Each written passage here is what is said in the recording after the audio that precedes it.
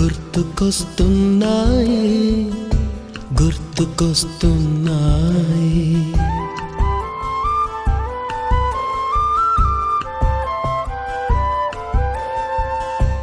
ఎదలోతులో ఏ మూలనో నిదురించు జ్ఞాపకాలు నిద్రలేస్తున్నాయి గుర్తుకొస్తున్నాయి గుర్తుకొస్తున్నాయి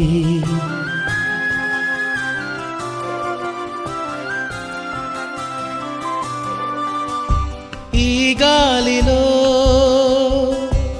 ఏ మమతలో మా అమ్మ మాటలాగా పలకరిస్తున్నాయి గుర్తుకొస్తున్నాయి గుర్తుకొస్తున్నాయి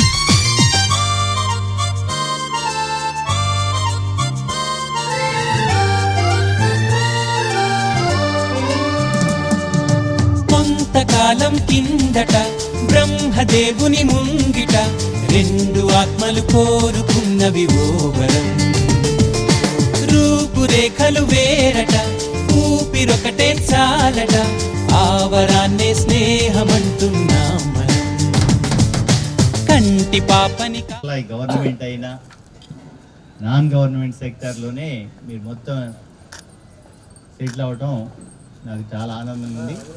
ఎందుకంటే మీ లక్ష్యం నెరవేరాలనేది అప్పట్లో అనుకునేవాడిని. వర్క్ చేసుకుంటూ వచ్చినా కానీ ఈ హెడ్ మాస్టర్ గారు ఘోష్ గారికి నాకు రోజు కాంట్రవర్సీ ఉండేది. సరే నిద్రపోయేవాడిని, బాబులా నిద్రపోతున్నావు అనేవాడు. పాపం మీరు పిల్లలేస్తే నేను ఎందుకు నిద్రపోతాను? ఎక్స్ట్రా టైం టేబుల్ ఏ ఖాళీ ఎవరైతే రాలేదు సార్ రాలేదు చూసుకునేవాడిని. ఆ క్లాస్కి వెళ్ళిపోయేవాడిని ఆయన చెప్పేదాకా ఉండకుండా. ఒకరోజు ఎందుకు ఏంటి ఇన్ని పీరియడ్లు వెళ్తున్నావు ఏంటి అన్నాడు. కాబట్టి నా మీద ఏదో సాధించాలని ఆ బ్యాచీలో ఇంగ్లీష్ చెప్పమన్నాడు. ఆ పాకలో మీటింగ్ పెట్టి సాయంత్రం 5 తర్వాత చెప్పను, అయితే ఇంగ్లీష్ అయితే చెప్పను, వాళ్ళకి అన్యాయం జరుగుతుంది. సోషల్ స్టడీస్ అయితే చెప్తా, అనర్గళంగా చెప్తా, క్లాస్ కల్లా వచ్చి ఇంకోండి ఏమని చేసుకోండి అని చెప్పేసి.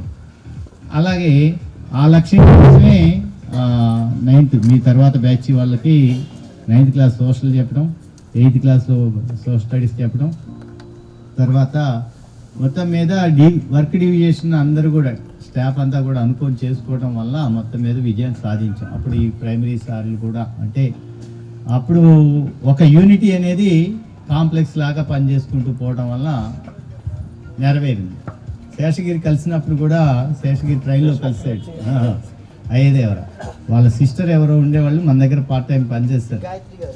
గాయత్రి కాదు, శిరీష, ఎర్రమాడమ్మాయి, మీ చెల్లెలు కూడా శేష్ కుమారి, ఆ అమ్మాయిని కూడా ఉపయోగించుకున్నాం. ఎందుకంటే నేను మళ్ళా తర్వాత జమలయ్య గారు బోస్ గారు రిటైర్ అయ్యాక ఛార్జీ తీసుకోవటం అలాంటి పరిస్థితులు. మొత్తం మీద ఆనాడు కోఆపరేట్ చేసినటువంటి బృందం అందరికీ కూడా మీ అందరికీ ధన్యవాదాలు. కారణం ఏంటంటే ఎవ్రీవన్ ఖాళీగా ఉండకుండా ఒక్క నర్మద ఇప్పుడు చెప్తుంది, ఎందుకంటే నేను హౌస్ మేకర్ని అని ప్రశాంతి చెప్తుంది.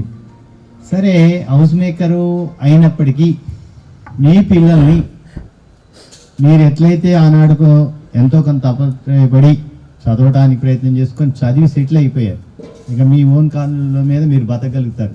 తనన్నట్టు నేను కొలాబరేట్ చేసేటువంటి కాంట్రాక్ట్ బేసిస్ని ఇప్పుడు తన దగ్గర మ్యాన్ పవర్ ఉంటుంది, ఒక 100 మందినో 200 మందినో ఆయన ఇస్తాడు. వీళ్ళకి కావాలన్న వాళ్ళకి మ్యాన్ పవర్ని ఇప్పిస్తాడు, వాళ్ళు అమౌంట్ ఇస్తారు, ఈయన డిస్ట్రిబ్యూట్ చేస్తాడు. మొత్తం మీద ఒక థింకింగ్ ఏంటంటే ఎంప్లాయీ కావాలి అనే లక్ష్యమే కాకుండా నేను సమాజంలో నా కాళ్ళ మీద నేను నిలబడగలను అనేటువంటి లక్ష్యాన్ని నెరవేర్చుకున్నందుకు మీ అందరికీ నా హృదయపూర్వక ధన్యవాదాలు. ఎందుకంటే అమ్మో ఏంటి అని అనకుండా అధైర్యపడకుండా జీవితాన్ని ముందుకి